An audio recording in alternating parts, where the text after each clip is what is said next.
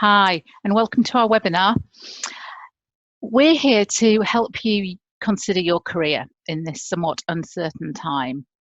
I'm Lisa Florit, and today I'm with Steph and Lola. We're all members of the Coaching Revolution. Today we've got together to do a video to help you to think about where you might be with your career at this point. We've all been thrown into a very strange, very new situation very quickly, and we're trying to work our way through that as individuals. You may be in a situation where you've suddenly been thrown into having a lot more time on your hands. Certainly a lot more of us are at home. We might be working whilst we're at home, but we may also have lots more time. On the other hand, you might be in the opposite of that, where you've been thrown into a situation where you're having to do your normal day job, but also looking after your children at the same time. So you may be extremely busy. Both of those sorts of situations and everywhere in between can often make us reevaluate where we're at. But more often than not, leave us with a feeling of uncertainty and confusion. So hopefully our video today will help you to maybe unpick a little bit of that confusion around your career specifically. So we're going to share our perspectives and most importantly give you some tips to take some action. Let's kick off with some quick introductions. As I said, I'm Lisa Florit. I work with women to help them to integrate their careers with their family life so that they can feel more satisfied with both aspects of their life. I've been doing that for the last 6 years or so since I left my corporate career as an HR director. Steph. Thanks, Lisa. Hi, I'm Stephanie Rowley, and I work with professionals who are lacking a sense of fulfillment, either in their careers or just in life more generally. And I help them get options, get a plan together and get back in control so they can find something that really feels like it has meaning and purpose. And I've been doing this for about the past year or so after a 20-year career in market research. Okay, thanks, Steph. Hi, I'm Lola Brocklesby and I'm a career coach. And I work with people who are mid-career professionals who have maybe reached a point in their career where they're no longer fulfilled in what they do. They know that they want to do something else, but they maybe just haven't got a clue about where to start and what to do about it. So I help those people to define what it is that they want to do and to move forward and transition into a career that's going to make them more fulfilled in the future. Thanks. So welcome to all of you who are listening. Steph, should we kick off with you? Yep, great. Absolutely. Thank you.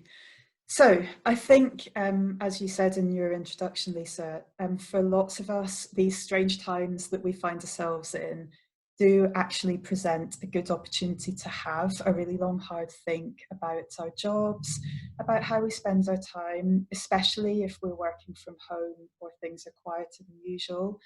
Worst case scenario, if anyone's lost their job, it means that we do have some distance and time to reflect on next steps and what it is that we really want. And so I'd like to start with a question. Have you ever sat on a Sunday evening and felt the dread? I'm not talking about a one-off thing when you know you've got a difficult week ahead of you. I'm talking about a regular feeling that you have because you just don't want to show up on a Monday morning. Or have you ever woken up in the middle of the night and thought, God, is this it? I'd like to think about that. Can you remember that feeling and what it was like? And think about what was missing in your personal or professional life when you felt that way. And I wonder, were you truly fulfilled during that time? And that's what I want to talk about in this first part of our webinar, the idea of fulfillment. So what actually is it? Why does it matter? And why does it feel so wrong when it's not there? And what impact can that actually have on us? And then I'm going to share some ideas and some tips about how you can start to find it if you know that it's not there for you at the moment. Now, a fulfilling life will almost certainly look very different to all of us. When I visualize my most fulfilling life, I probably see something very different to what you might see. But actually, the key ingredients of fulfillment will be very similar, as will the feelings that go along with it. So what do we actually need in order to feel fulfilled? Well, the first thing to know is that fulfillment actually starts from within. Have you ever had the feeling that on paper, things look good and everything should be right, but inside you know that something just isn't working for you? That's because being fulfilled is not all about the tangible aspects of what we have or what we do or who we know. It's about how we feel about those things and which of our needs they are meeting. We can easily get stuck in a pattern of searching for practical solutions to help us feel fulfilled again. We might think a new job or a new hobby or a change of scene will help us. And well, they might, but actually only if we really tap into what it is that we need from those things. So what are these things, these internal things that we need in order to be fulfilled? Well, firstly, and probably most importantly, we need to spend our time doing something that feels meaningful to us. And that means finding our why, our purpose, our core values, whatever you want to call it.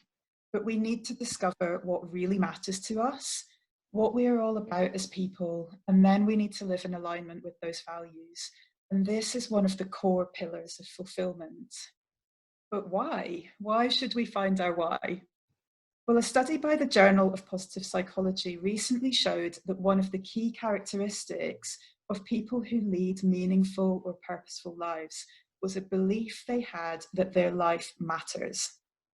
And this speaks to one of our deepest human needs, to feel that we are contributing somehow. When we have purpose, it has a powerful positive psychological effect on us. We feel engaged, life becomes easier, less stressful somehow. We're focused, and we know what we're working towards. And having a purpose is also closely related to hope. Purpose often comes hand in hand with a goal, and most goals by their very nature involve change for the better. And many studies have shown the positive effect of having hope on our well-being. You know, just think of those stories we hear of people with serious illnesses or people in desperate situations and how hope can at times help them.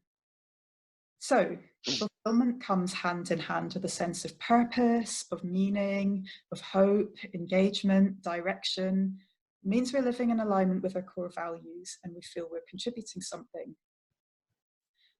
So far, so straightforward. When you put it all like that, it sounds pretty simple, doesn't it? I saw a statistic recently which said that 2/3 of Brits feel that they are living an unfulfilled life. 2/3 of us. So what happens then? Well, when we're not fulfilled, lots of things can happen to us.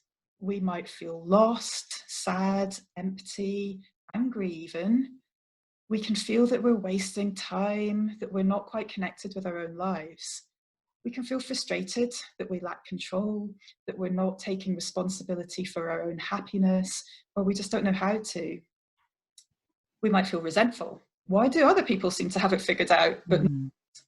We might feel scared. What if we never actually find it?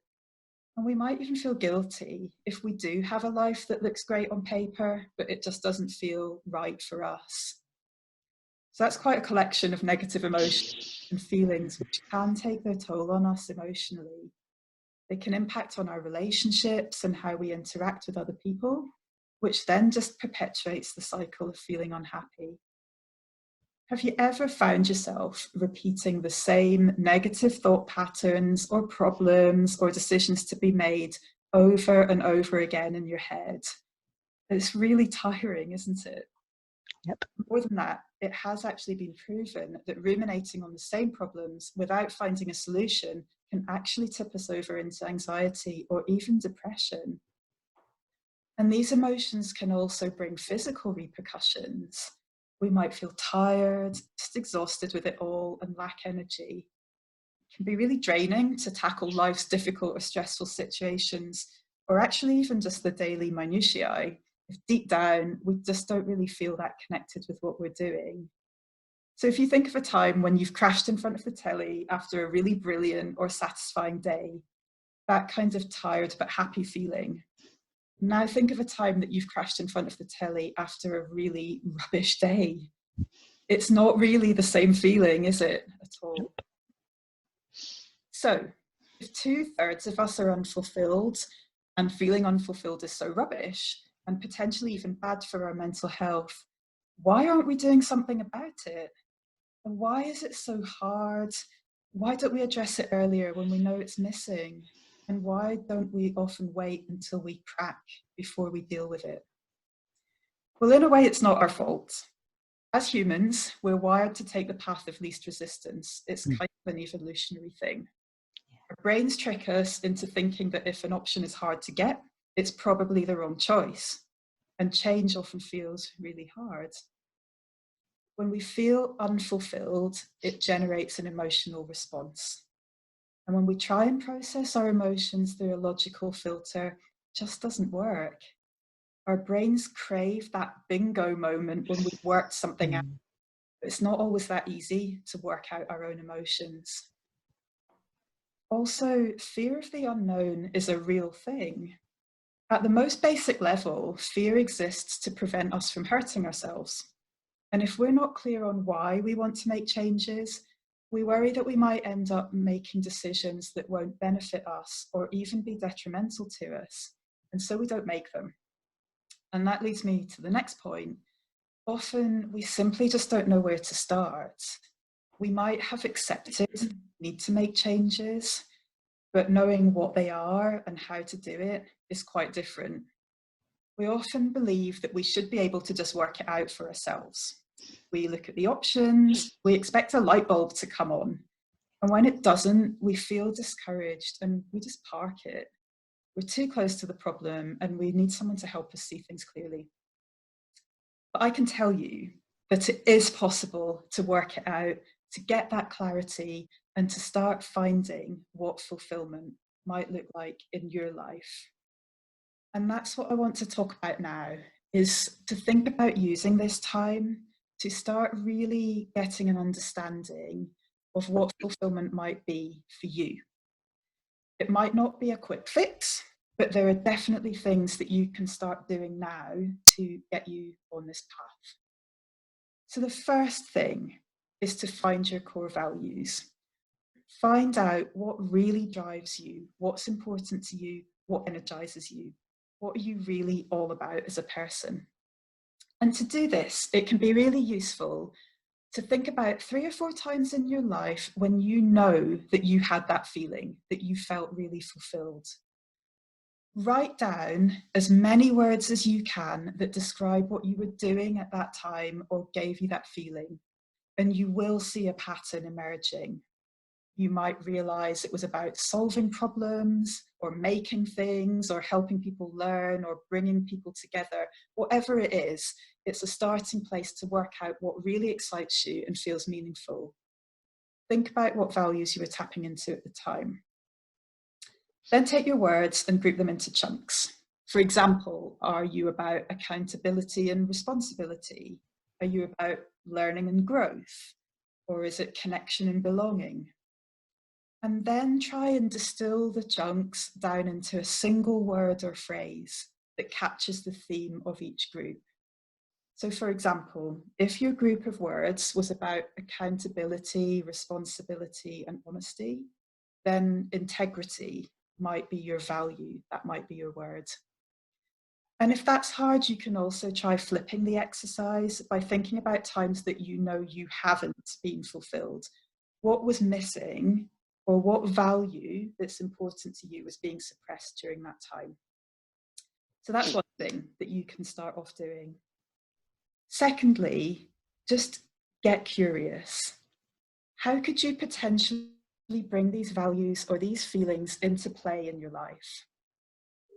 Take note of things that speak to you, write them down, make a collage, whatever it is that works for you as a person.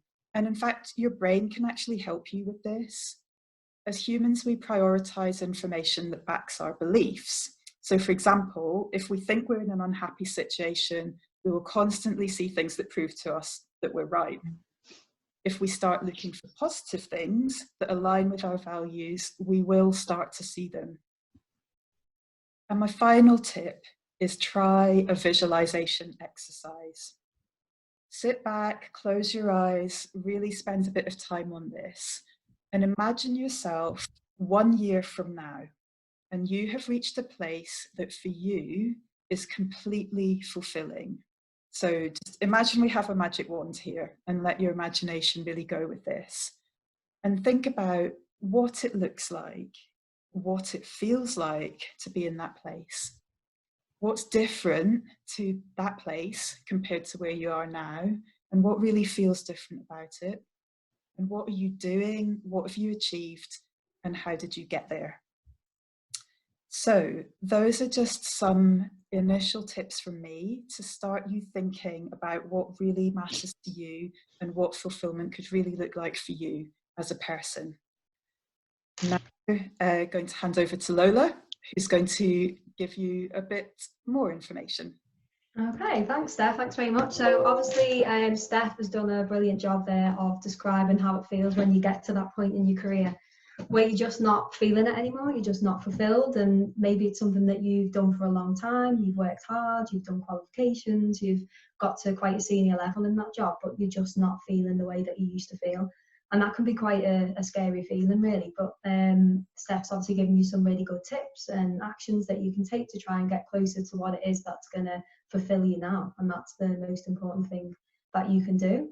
So what I wanted to talk to you about is something that I've been speaking to my clients about over the last couple of weeks during this difficult time that we're all going through, is now that you've identified that you're not where you want to be in your career, you might have come to that position where you know what you want to do, and you're kind of ready and you're chomping at the bit to get going with that. But at the moment, maybe you're feeling that now isn't the best time to transition into that, or you're feeling a bit like, should I wait till this is blown over? Or, you know, you just don't really know what to do. But you've definitely come to that point in your career where you're ready to move forward. So what I want to talk to you about is some of the actions and things that you can do now that are going to help you to feel secure that you can transition into whatever it is that you want to do in the future. And there's some real things that you can do now, some tangible actions that you can take now to get you moving forward. Even if you're in a job that you wake up every day and you hate, I'm going to give you some tips that's going to help you to keep your head during this difficult time, and so you can see some real progress and that you can kind of visualize that this is going to be possible for you. So it's actually quite funny because often people arrive at this point of not being happy in the job because of certain aspects of the job which have now kind of been taken away. So I guess that a lot of you are now working at home and you don't have that long commute that you usually have. You're not working with the bosses or the colleagues that have been annoying you over the past few years or whatever. And that's usually what kind of brings us to this point. So putting all that to the side, I think we can all agree that we can take some positives from that. So we're going to look at that in a minute.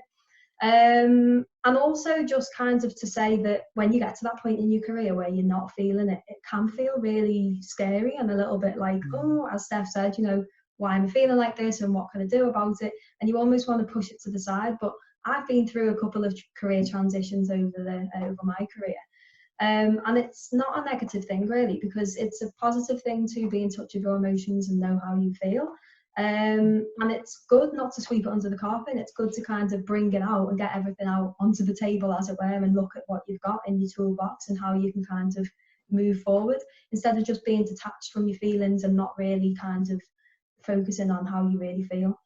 So you think that making a change is scary, but staying in a situation where you're not happy is scary too. So that's kind of what we're going to look at today, some of the things that we can do. So obviously now, as we've all said already, we have a lot more time now to focus on our careers. And if you have come to that point where you're not happy and you want to move forward, you are going to have a lot more time to dedicate and work on some of those things that are going to help you to move forward and get you to where you want to be.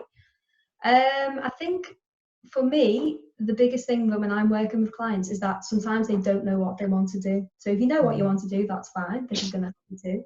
But if you don't know what it is that you want to do, sometimes that can be difficult, really. And so if you've come to a point now and you do all the things that Steph's told you, and you know what kind of, you've got really clear on what it is that your values are, what motivates you, what your unique skills are, what's important to you now versus what used to be important to you in a career, how you want your career to look, you can now kind of really begin the action and taking those kinds of steps to move forward, instead of kind of being stuck in that place of not really knowing what to do and what you can do about it.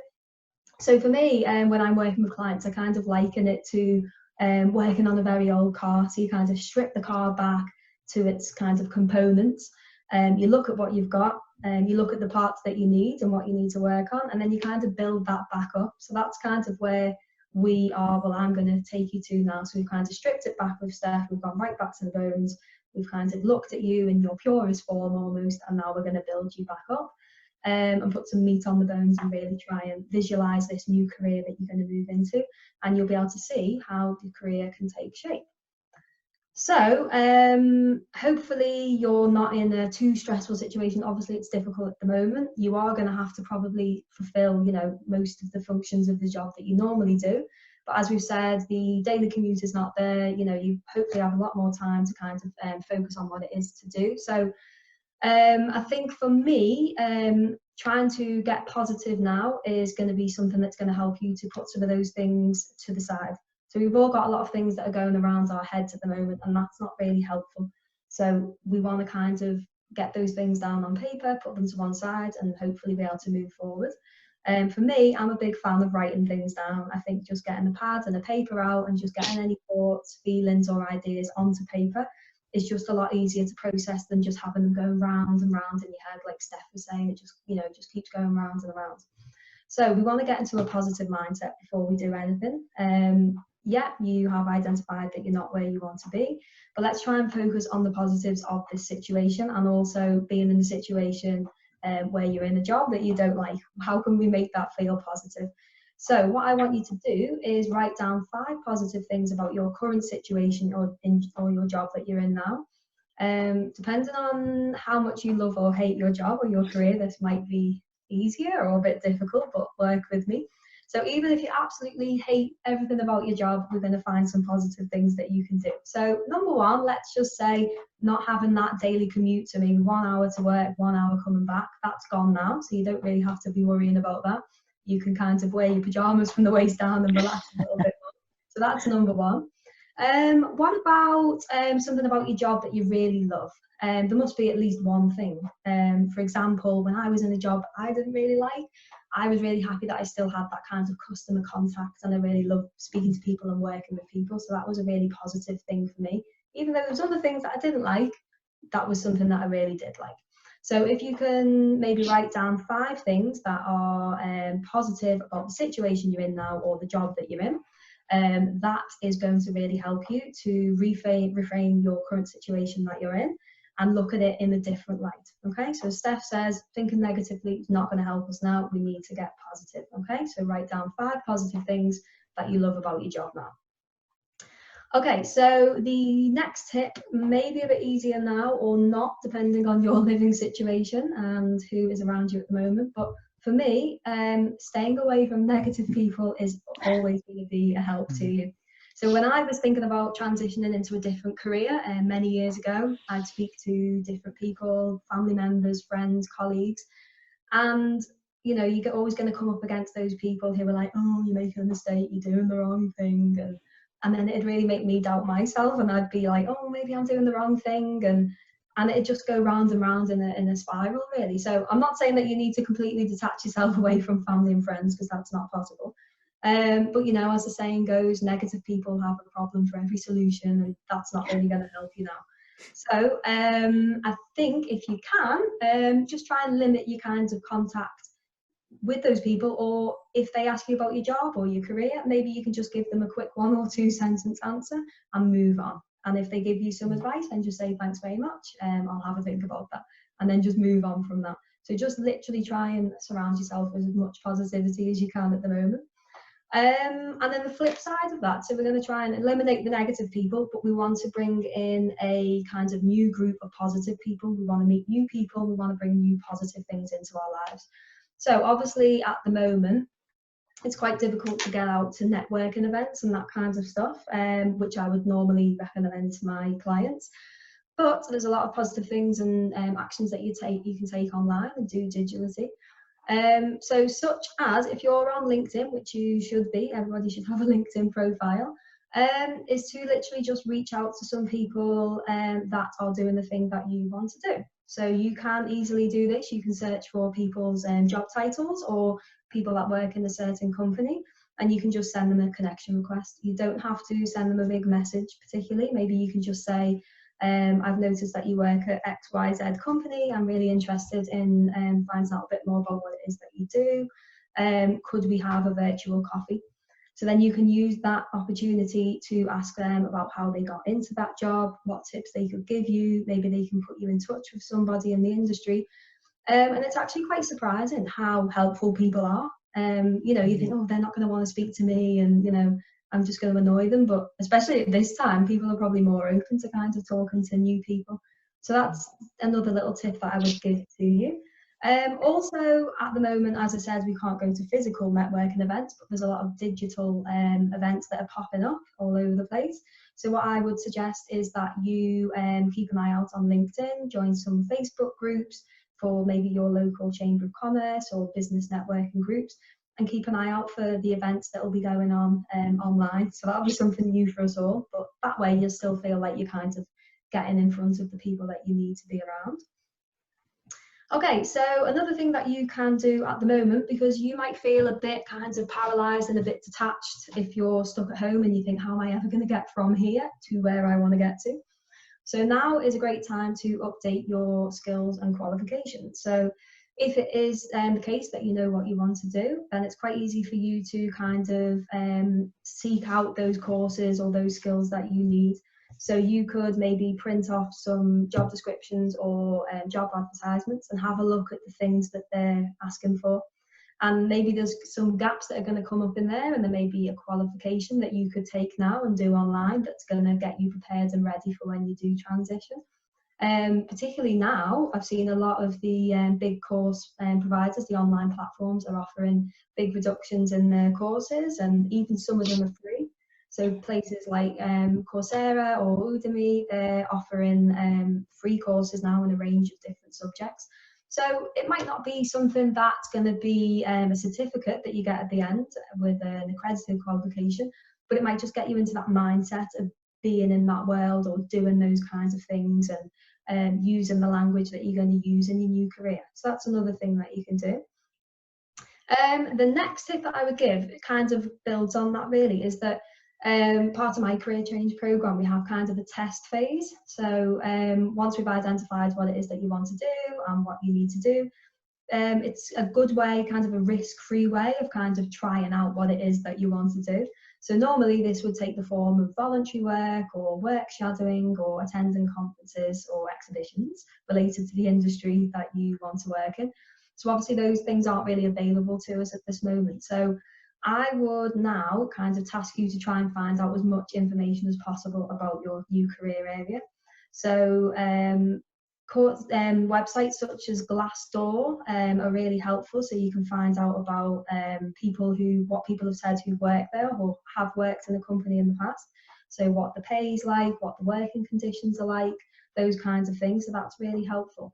If you're going to be working for yourself, it's probably a good idea to kind of research what the going rate is in your industry, so how much you can charge per hour or for clients. There's a lot of Facebook groups out there which have got a lot of kind of business focused, or people who are already kind of running a business maybe that you want to do. So maybe you could post something in there or reach out to somebody on a Facebook group who's already doing it. So it's kind of a research phase really that I'm getting at. So it's kind of exploratory and researching what it is that you want to get into while we've got this time in our hands. Also, voluntary work would normally be a good way of kind of building up those skills that you need to go into it. And that's a good way of preparing yourself for job interviews. So there may be still some things that you can do online or via telephone that you can offer your services and time for free, because that's going to give you some kind of relevant hands-on experience to talk about in a future interview. Okay, so obviously now is a good time to look at your CV. So obviously when we're talking about CVs, we don't really want to just have something that's representing what you used to do. So now you know what it is that you want to do, you want to really focus on packaging you and presenting you in this new kind of career area. So you want to make sure that, as I said earlier, that you are aware of what those kinds of gaps or areas for development are. If there's something that you know that for me to be in this career area, or for me to do this, I need to do this qualification, or I need to have these skills or this knowledge, now is the time to kind of do that. So maybe that could be one of the first things that you do actually, is kind of look at your CV and see what's missing from that. Who do you have to become to be this person that you want to be, almost. So that's a good way of doing it. Obviously, interview skills a little bit further on down the line, that's more of a practical thing. So kind of using those job descriptions and job advertisements to think about some of the questions that you may be asked at interview, how you would structure that, how you would respond to that, which kinds of projects or real life situations you could bring into that interview. So there's quite a lot of practical things you can do at the moment. The next 3 tips are kind of just general ones really as well, that will help at this time. So I think the main thing is to just keep talking, don't isolate yourself, don't hide away. Now is not the time to kind of curl up and hide. So we know that you're not in a job that you're happy about. We're obviously in this difficult situation as well. And you might feel completely stuck and isolated and just paralyzed, thinking that you're never going to get to where you are going to get, and you will get there. But I think now is the time to kind of keep talking and keep connecting with friends and family and telling people how you feel. Because there's no shame in how you feel. A lot of people come to this point and they don't like what it is that they're doing, and that's fine. It's not a bad thing. Everybody changes, and we're not who we are when we were 18 years old. So once you've kind of come to that realization, and those people around you kind of accept that that's how you feel, then there's no kinds of judgment or shame at all. It's what you do about it is the most important thing. Also taking a break as well. So if we were in the outside world and we had a normal kind of working day, I would suggest that people go for a walk at lunchtime or get out and about and try and be outside as much as possible. If you're still able to go outside, then do that. If you are not, then maybe just take a complete break from everything, because it can get very overwhelming at the moment, especially if you're kind of worrying about being stuck in a job that you don't like. Maybe just take the chance to call a colleague, go for a walk if you're able to, as I said, maybe watch YouTube videos of people that you find inspiring. When I've been in situations where I've felt a bit stuck or not motivated, I've kind of looked up some kinds of speakers that really inspire and interest me, and that's helped me to kind of take on board some of their motivation as well. It helps you to get into that kind of visualization that Steph was talking about and getting into that positive mindset. And the last thing that I wanted to talk about, which is something that obviously all 3 of us have done, is to get a mentor, because change is hard. And sometimes we can know 100% what it is that we want to do, and we can see it, we can smell it, we can touch it, we can feel it, but it's just difficult to get started. Sometimes it's like you're almost scared of your own success, or you just don't know how to get started. And having a kind of mentor, coach or accountability partner help you to define those goals, what actions need to be taken, and then keep you on track and focused, because it's quite easy with friends and family, and they'll be like, oh, what are you doing about your career? And you're like, oh, well, I haven't done anything this week.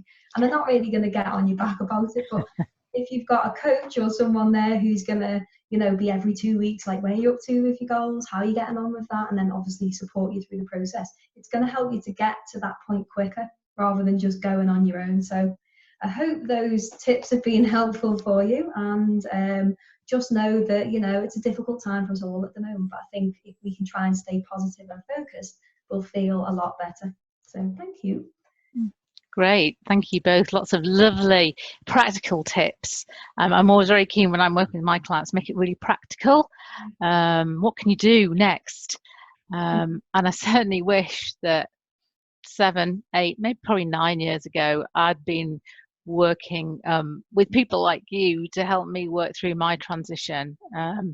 I drifted along in a fairly unhappy place for quite a while, and bit by bit realized what was happening, and it would have been so helpful to have had somebody like you, like me, to talk to at that point, as you say, Lola. Yeah, having a coach, a mentor, somebody who can help guide you and be there to support you.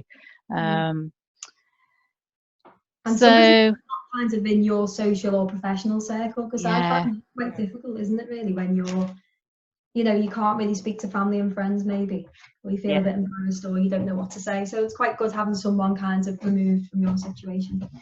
Yeah, and certainly for me, I had that feeling of I've got to work this out for myself. I've failed if I have to talk to somebody else. And then you can almost feel a bit stupid that you actually work it out. You think, well, it cannot be this hard. Why can't I figure this out? It's just not that easy. No, it's absolutely not. No. And one of the things that both of you said, which really resonated, and I jotted it down, is about, you both mentioned the word ruminate, and it's one of the things that I talk to my clients a lot about. And it's that we've got a thought, it's going round and it's going round and churning over and over and over. And I often get people to picture a cow. To help, you're both thinking she's lost it here. To picture a cow, to help them think about and remember that we don't need to ruminate. We're human beings. Cows ruminate by digesting their food. They go over and over and over and over it again. They have 7 stomachs. That might technically not be quite right, but something like that. But you get the point. You've got the image of a cow in your head now. So as I use it for myself often. What am I doing here? I'm going over it. I'm not a cow. What's another way of thinking about it? So that rumination, I think, particularly at the minute when we've got so much going on, and we're all feeling uncertain, something to really remember. So I wanted to talk just a little bit as we wrap up this webinar about how, as parents or carers of children, this might be impacting and giving us an opportunity to see things differently. As I say, my work primarily is with mums, to help them to navigate both career and family. And I'm doing more work now with parents generally and looking at the whole work-life integration. So now we're in a situation for many parents where maybe both of you are working from home, and your children are at home, and you're trying to work out how does all that work together. Or it may be that one of you's in a situation where the work is drying up or has dried up, and the other is maybe working from home. Children at home. How do we make this new normal work for us? And as you're starting to go through that and get into routines, and as we know, kids really like routine, and we like it as human beings, once we're adults as well. As you're starting to get into those routines and making it work, because we all will, it might start you thinking about, actually, what is important to me? Is it important that I spend more of my time now with my children? Or does it reinforce just how important it is for me to be out of the house, and the social and the mental challenge potentially of working? And is it about the amount of time I spend with my family, or is it the quality of the time that I spend? And as parents, we can get really caught up in what you should or shouldn't do and feeling guilty about that. So now that many of us are going to be in a new situation, maybe it's the time to think about that in relation to your whole career. and what does it mean for me? What does it mean for my family? And asking yourself some of those questions. What's important to me in this phase of my life as a parent, often, because those phases come quite quickly and move through. So use it as a moment to learn a bit more about yourself, actually, to really think about what does make me happy.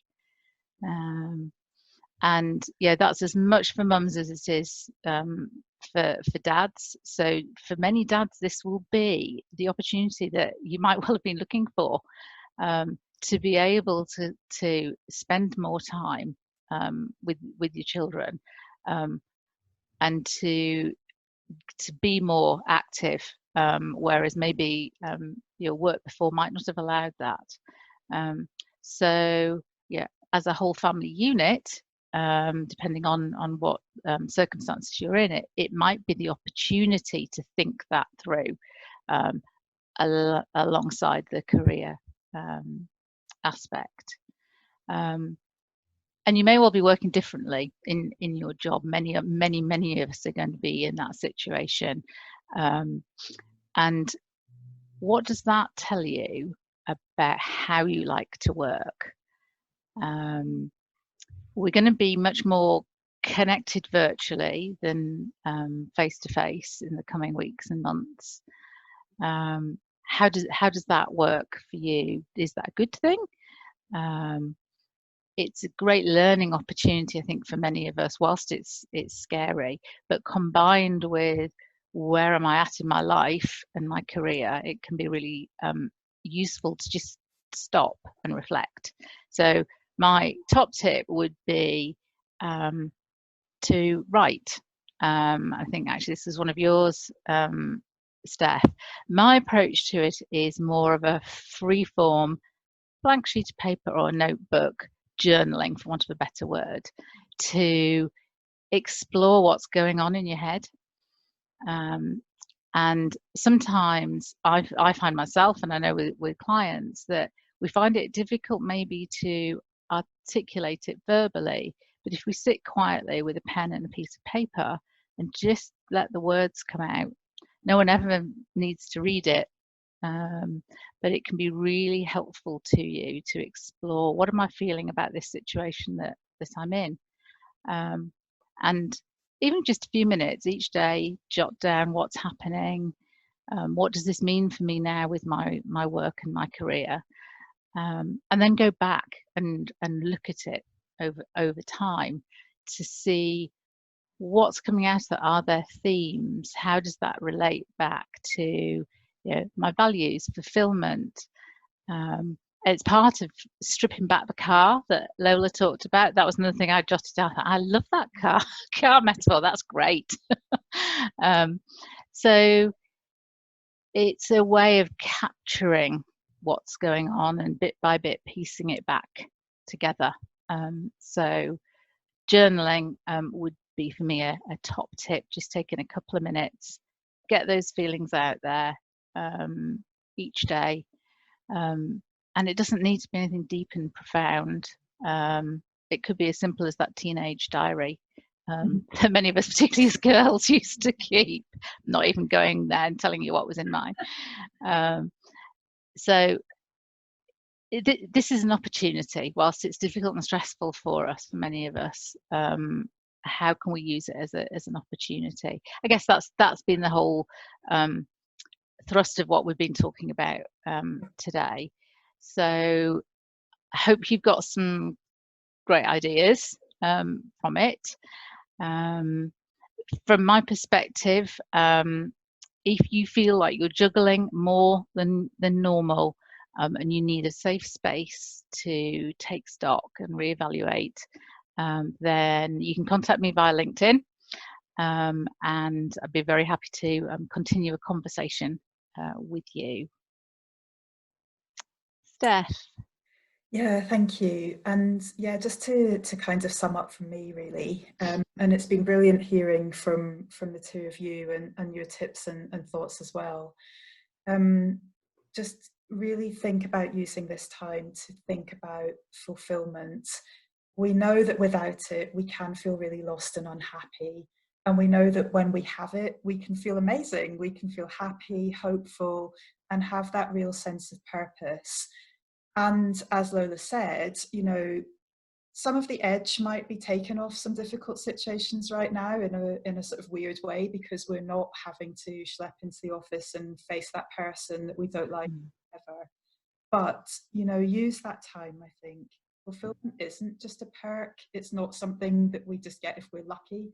It's something that we can all find if we know how. And it is a good time to start giving that some serious thought and think about a future with no more sad Sundays.